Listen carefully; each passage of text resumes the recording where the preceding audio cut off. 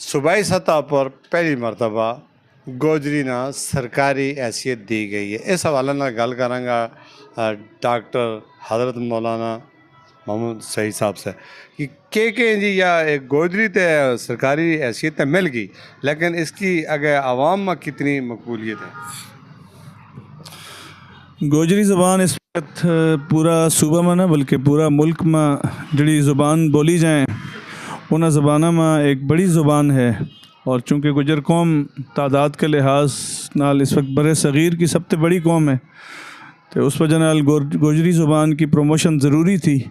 बहुत अच्छा इकदाम है कि सूबाई असम्बली ने इस दफ़ा गोजरी ज़ुबान न सरकारी ज़बान करार दिता है। ज़ुबान और अदब की खिदमत जड़ी है वे ज़रूरी है। और जिस तरीके नाल उर्दू ज़बान है, पश्तो ज़बान है, फ़ारसी ज़बान है, दीगर जड़ी इलाकाई पंजाबी ज़बान है, पठवारी ज़बान है, इन्हां तमाम ज़बाना के अंदर कम हो रहे है। तो गोजरी ज़ुबान में भी इस वक्त जड़ा है तो अदबी लिहाज नाल कम जारी है और वक्त के नाल नाल इंशाअल्लाह ये कम बढ़ता रहेगा।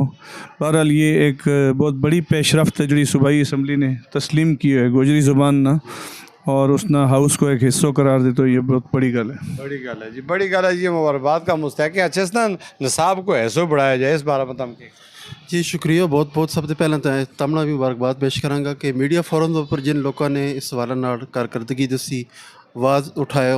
देखो गोजरी अज तो हमने ऑफिशियल लैंग्वेज तो बना ली, लेकिन कदे तारीख का माजी का जो रोका मैं कदे देखा तो या कई सौ साल पहला भी ये ऑफिशियल लैंग्वेज थी।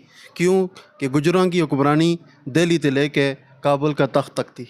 राजा जयपाल खटाना और बड़ा बड़ा लोगों को तम तस्करों कदे पढ़ोगा, और बल्कि ज़्यादा कदीम चले जाओ तो यही लोग था जिन्होंने इस्लाम सबसे पहला कबूल भी करे और नबी अलैहिस्सलाम की बारगाह में भी ये लोग गए।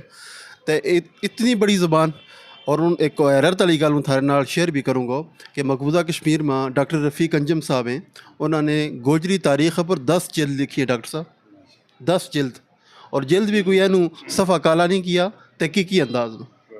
और मैं ख़ुद उस देखियो मुतालो भी किया और उस 10 जिल्दों को निचोड़ उसने एक जिल्द पर पेश किया। इसके अलावा गोजरी जी डिक्शनरी है वह बाकायदा कल्चरल अकेडमी में मौजूद है। तो आज जिस तरह ज़ुबान का वाला तम भी कल कर रहा था कि जिन लोगों ने ज़ुबान ऑफिशियल तौर पर मंजूर की आया कि निसाब को ऐसा बनाने वास्ते क्या हुआ को कि कल ना लोग इसमें MPhil करें, PhD करें या बाकायदा टेक्स्ट बुक बोर्ड जो है हिसाब ना शाया करे, तो फिर एहले कलम एहले अदब हजरात हैं जरा इदारा में पढ़ाने लगा, उनकी जिम्मेदारी और बच जाए। सियासी हजरात ने अपनी काविश कर छुड़ी, अगे इसना निफाज करने वास्ते हमें मवाद चाहिए। तो अल्हम्दुलिल्लाह थारा इस पाकिस्तान में 13 तर्जुमा कुरान पाक मुकम्मल हो चुके हैं तकरीबन। मौलाना यूसुफ सैफ़ी साहब को, मौलाना अब्दुर्रहीम नदीम साहब को, मौलाना मियाँ शाहजहान साहब को ये तर्जुमा प्या में कि कोई इसना छापे। तो थारी DMM न्यूज़ का तवसत नाल हम हज़रात ते कामिगा कि कोई दिलचस्पी एक तो है ना वक्ती प्रोग्राम कर लेनो, लेकिन मुस्तकिल बुनियादा पर खिदमत कुरान इस ज़ुबान अल्लाह ताला ने सादत दी है कि कुरान पाक के तर्जुमा इस ज़ुबान में हुआ है।